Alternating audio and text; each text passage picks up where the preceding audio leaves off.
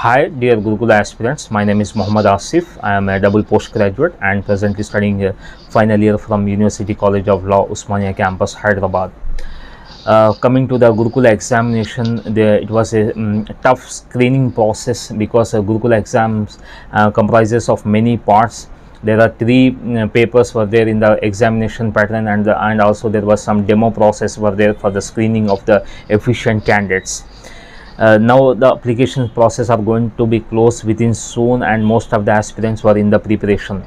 So I want to give some important information to you regarding the examination of Gurukula, especially for regarding the Gurukula paper 1.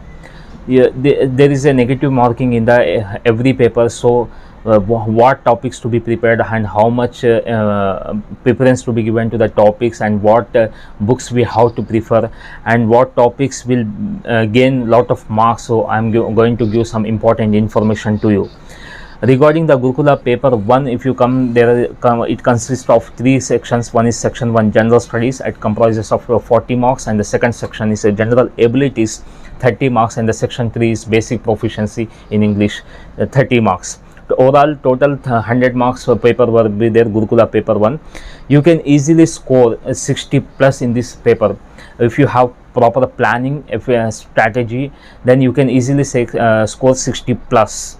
So that topic selection of topics, preparation, planning is very important in the examination, and most of the aspirants were having a fear that there was a negative marking in the examination, how to get good marks.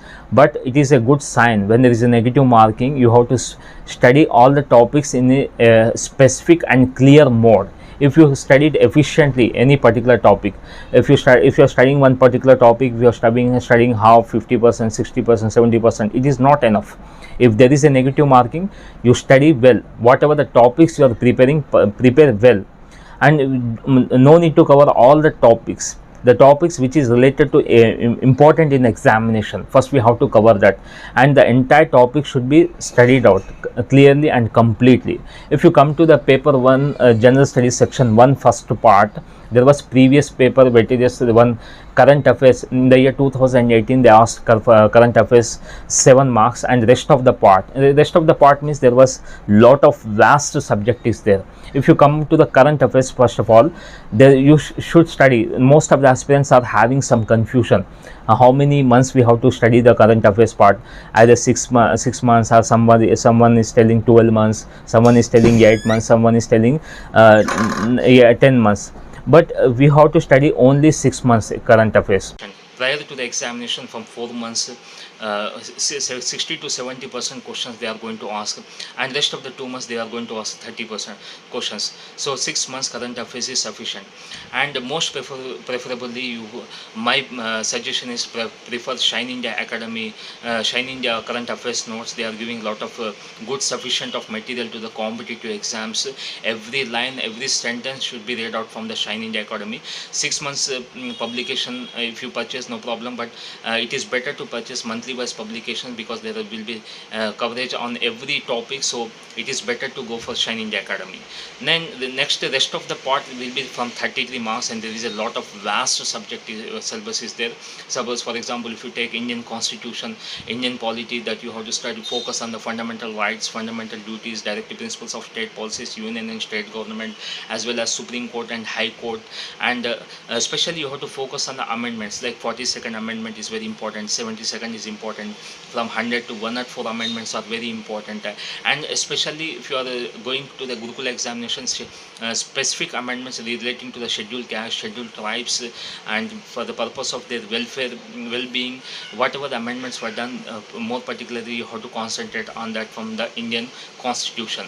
Next, if you come to the social exclusion, or relating to the issues of the rights to the scheduled caste and scheduled tribes, relating to their education, relating to their welfare policies, whatever the government policies were brought, and what are the rights they are having.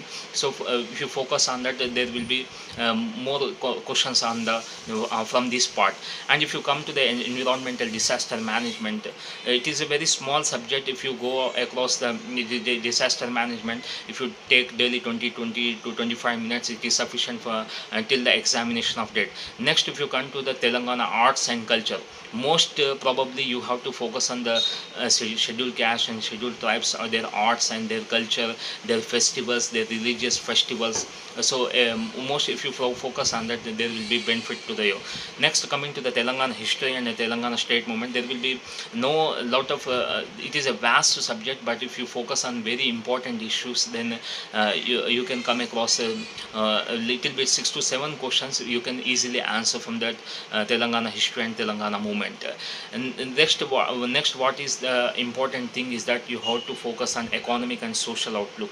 Most probably you have to focus on the dynamic economy. So it will be a lot of questions from the dynamic economy. Dynamic economy is nothing but whatever the current economy is trending in that, from that they are going to ask 6 to 7 questions. If you come to the second part, general abilities, first of all you have to give the preference to the second part, teaching aptitude and moral values. It is very easy.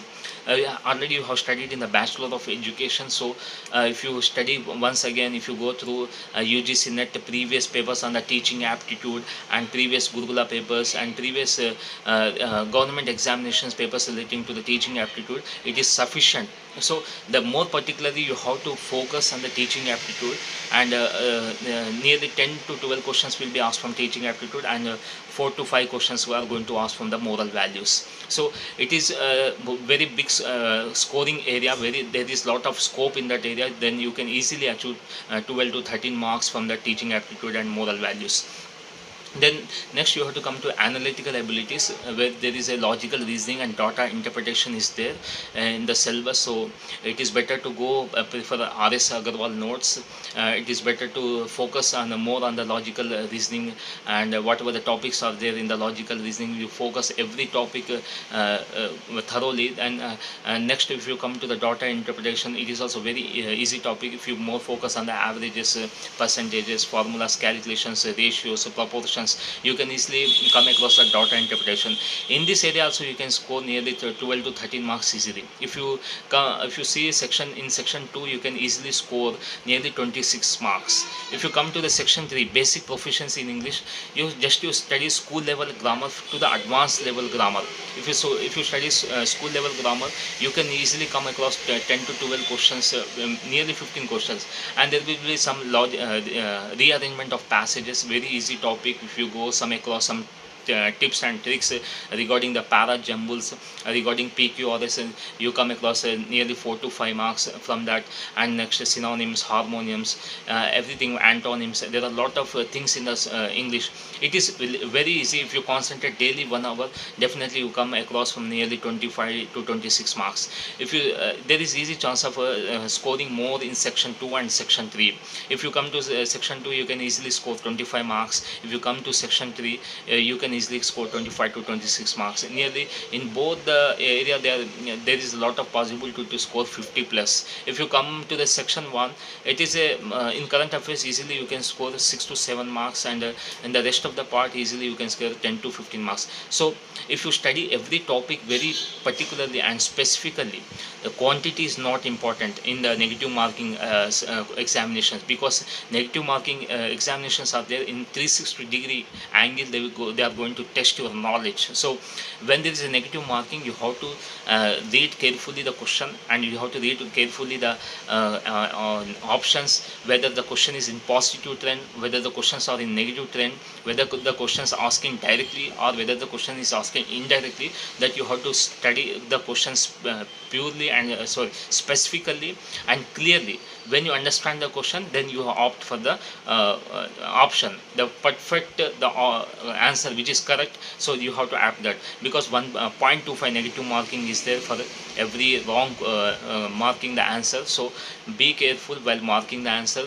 Prepare the topics which are perfect to you, and if you are preparing 70%, 80% topics is sufficient. But whatever the topics you prepared, you must prepare 100%. The topic should be clear, specific, and you should be understand. So if you are facing in the question in the examination, you should not get any confusion in the examination, that you have to get the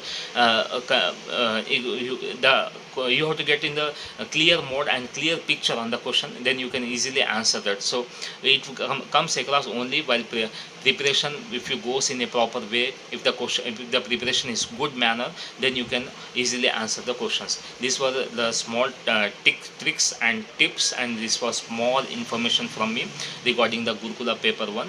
So all the best for your Gurukula examination. From now you start the preparation. Don't see for the days are very fast, and if you not start just preparation, no, you are going to miss big notification, because there are a lot of posts. So Gurukula job is highly secured and very good.